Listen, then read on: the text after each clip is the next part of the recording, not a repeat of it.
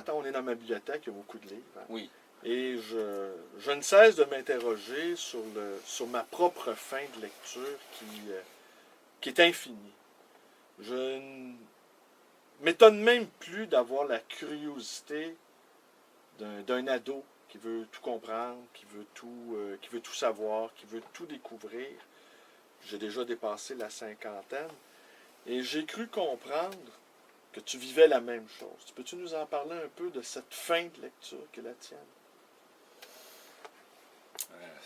C'est une question assez difficile. En tout cas, je vais répondre d'une façon un petit peu simpliste au départ, mais on pourra développer.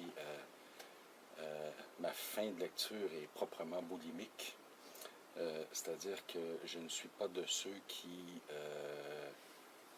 à l'âge où je suis rendu, pensent que j'en ai terminé avec la lecture. Au contraire, j'ai l'impression d'être dans une sorte d'éternel recommencement. J'ai une formation de comparatiste à l'origine. J'ai fait ma thèse en littérature comparée. Pardon. Et donc, il est évident que dès qu'on se met à l'école des cultures, ça se multiplie à l'infini. J'ai, pendant de très longues années, été un grand disciple, si je peux employer le terme, d'auteurs comme Joyce, Haroldo de Campos chez les Brésiliens, Borges chez les Argentins, etc., etc. Et donc, j'ai traversé comme ça, et j'ai été traversé par plusieurs cultures. La littérature polonaise a été extrêmement importante pour moi. D'ailleurs, ma thèse portait sur la littérature polonaise et sur un auteur de l'entre-deux-guerres, Stanisław Ignacy Witkiewicz. Oui, qui a été publié, je vais la montrer à l'écran. Oui, voilà. Hein, la poétique de l'inassouvissement. Oui. Je la montre ici à l'écran. Oui. Alors ça, c'est ta thèse.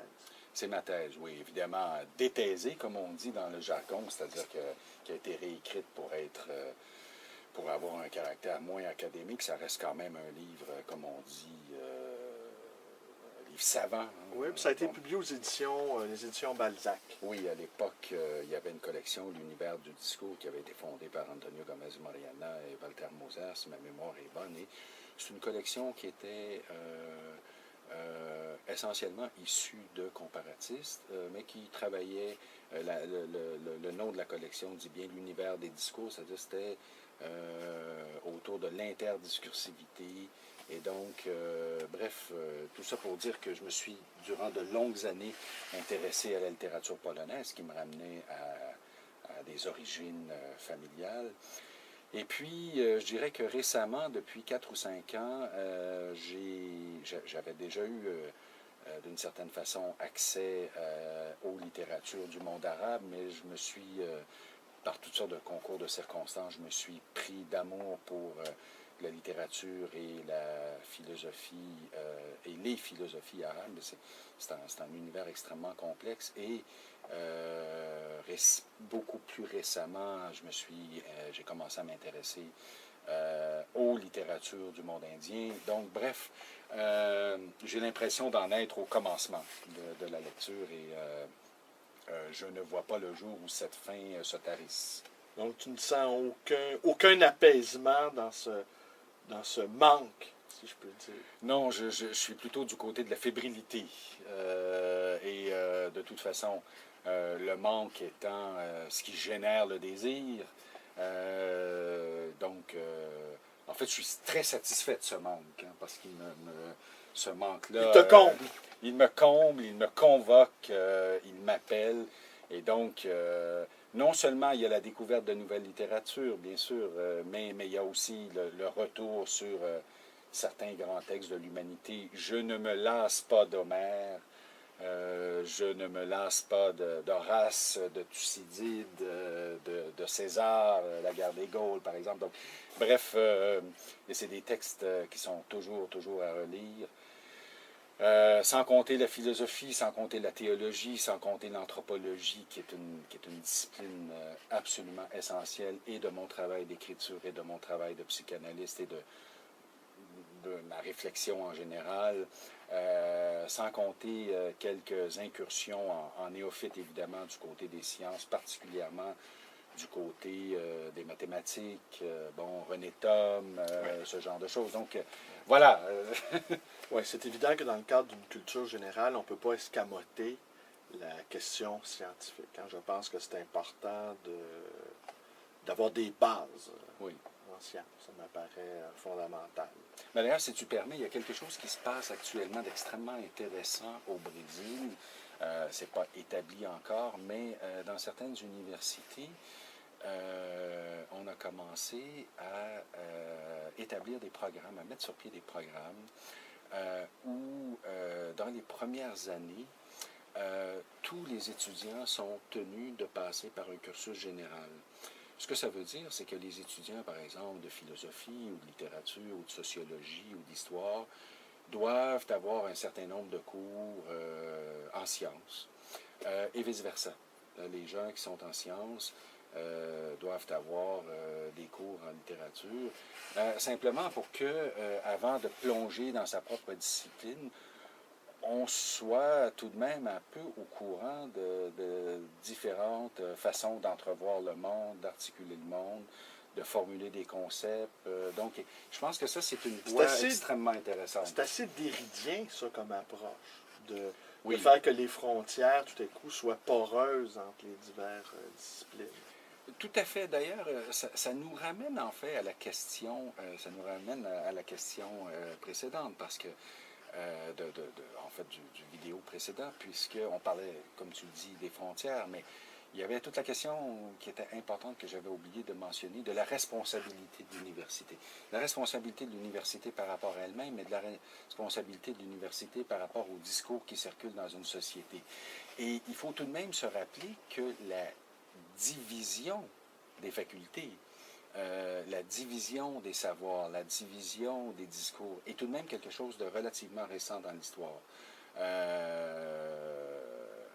À la Renaissance, c'est bien pour ça qu'on parle d'humanisme, hein? C'est-à-dire qu'il y avait une espèce non pas de confusion, mais en tout cas de circulation des savoirs, qui fait qu'un médecin était aussi un philosophe d'une certaine façon. Et c'est ce qu'on a perdu avec la division des disciplines. Oui, puis la spécialisation. La spécialisation qui amène justement à la marchandisation, etc. Puis à d'autres divisions également. À d'autres divisions.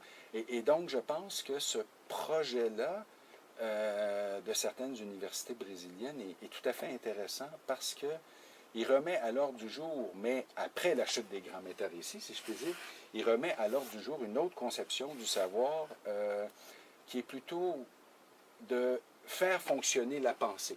Toujours à partir d'un lieu, évidemment, en toute rigueur, mais comme disait Derrida, il s'agit toujours de penser avec l'autre. Et non pas de penser contre l'autre. Ou si c'est penser contre l'autre, c'est penser tout contre l'autre, c'est-à-dire à côté. Et donc, comment être médecin sans avoir une vision de l'existence? Oui. Hein? Et comment être philosophe sans avoir un certain nombre de connaissances sur le corps humain ou sur ce que c'est que le Big Bang ou comment fonctionne un peu la chimie, etc., etc. Ce qui fait que, par exemple, dans des mais l'être humain, pas comme une mécanique. Pas comme une mécanique. Comme les techniciens nous le présentent. Voilà. Il s'agit de déconstruire cette idée de tout techniciser, tout emboîter. Comment être psychanalyste ou psychologue sans connaître un peu de sociologie, ou sans connaître un peu l'histoire. On ne peut pas penser, je ne prends qu'un exemple rapide, on ne peut pas penser la question de la pulsion de mort qui est formulée par Freud en 1920 sans se référer à la Grande Guerre, à la Première Grande Guerre. Donc, il faut avoir une... Donc, c'est un peu dans cet esprit, non pas de généraliste, mais en tout cas d'ouverture sur l'ensemble des discours, des interactions, qui permettent de se positionner soi-même comme intellectuel et d'essayer de définir un peu, en toute rigueur, quelle est sa responsabilité. Et d'avoir une version, une vision de l'agora, de la place de l'université, de la place du philosophe, de la place du médecin, dans le social. C'est un peu, d'ailleurs, ce dont parlait Christian Nadeau récemment dans un article qui avait été publié dans la revue Philosophie, si je ne m'abuse, ou dans en tout cas, dans un article récent où... oui, c'est la revue Philosophie de Calabrese. De Calabrese, voilà. C'était une interview qui précédait une réunion des philosophes québécois où Christian Nadeau en appelait à la question de la responsabilité, du politique, etc. Et disait qu'il y avait plusieurs philosophes qui voyaient les choses de façon un peu platonicienne, c'est-à-dire qui voient les choses un peu dans le ciel des idées, sans se rendre compte finalement que c'est en mettant au travail la philosophie dans l'agora qu'elle trouve sa pertinence. Donc, pour toi, il y a une véritable responsabilité de l'intellectuel, oui. Sans aller jusqu'à la définition sartrienne de l'écrivain, de l'intellectuel engagé. On pourrait parler de l'intellectuel impliqué. Tout à fait, tout à fait, tout à fait. Et je pense que c'est vrai pour toutes les disciplines. Je ne pense pas que l'intellectuel s'oppose aux techniciens. Je ne pense pas qu'il y ait d'un côté des gens des sciences humaines qui soient, eux, des intellectuels comparés, on les oppose aux gens des disciplines économiques, des HEC, etc., etc. Je pense que chacun doit apporter sa contribution, mais c'est en faisant un travail de pensée, un travail de culture qui est là pour lutter contre le travail de barbarie, qui est lui-même à l'œuvre dans le travail de pensée. Hein, c'est-à-dire que... Et donc, la version que nous avons aujourd'hui de l'économie, qui est une vision extrêmement réductrice, qui élimine l'éthique, et bon, Alain Deneau a longuement parlé de toutes ces questions. Donc, je pense qu'il y a une réelle... C'est clair que la pensée économique est un équarrisseur. Voilà. Elle aplatit tout. Mais telle qu'elle est pensée aujourd'hui. C'est-à-dire telle qu'elle n'est pas pensée, justement. Bien sûr. Parce que l'économie, c'est pas la comptabilité. Non. C'est pas la gestion. Et puis la pensée économique, je pense, écoute, je ne voudrais pas trop m'avancer, mais elle n'a pratiquement pas évolué depuis un siècle. Là. La pensée en tant que telle, on ne parle pas des techniques, on ne parle pas de la façon de calculer les choses, là, mais je ne serais pas tout à fait d'accord, parce qu'il y a quand même eu des penseurs économiques, il y a qu'à passer à Keynes, il y a qu'à passer à Schumpeter, qui sont dans des axes évidemment totalement différents.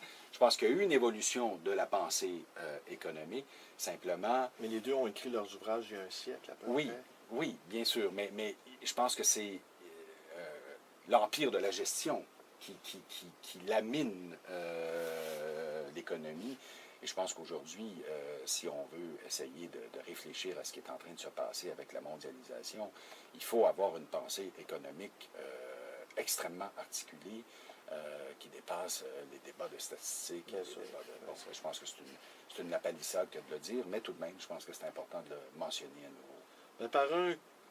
Par un curieux chemin, on va être amené dans la troisième partie de notre entretien à discuter de ton travail de psychanalyste.